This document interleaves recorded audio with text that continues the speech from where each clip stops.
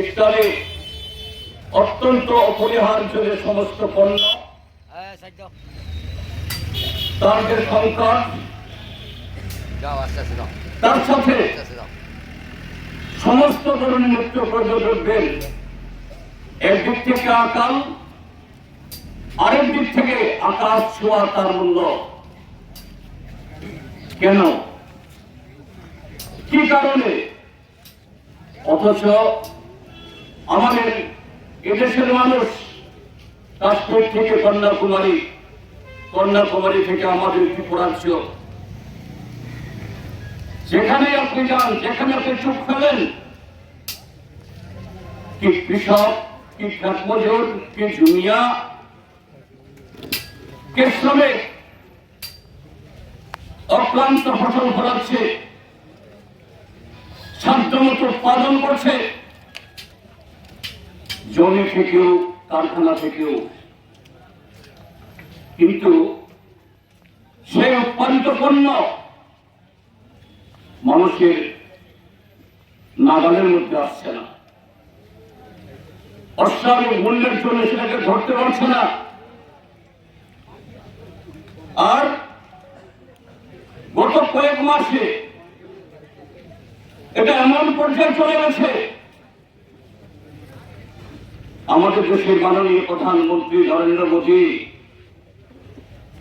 তিনি কদিন আগে শখেতে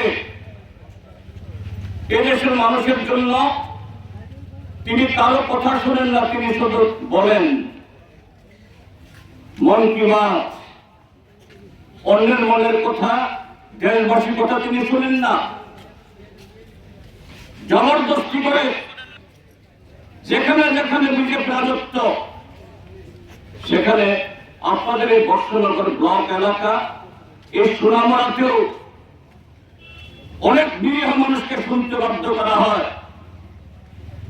তিনি বলছেন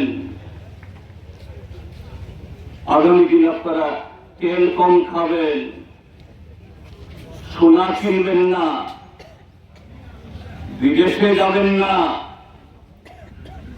গাড়ি ঘোড়া চড়বেন না। কি ভালো কথা! এদিকে বলছেন বিকশিত ভারত,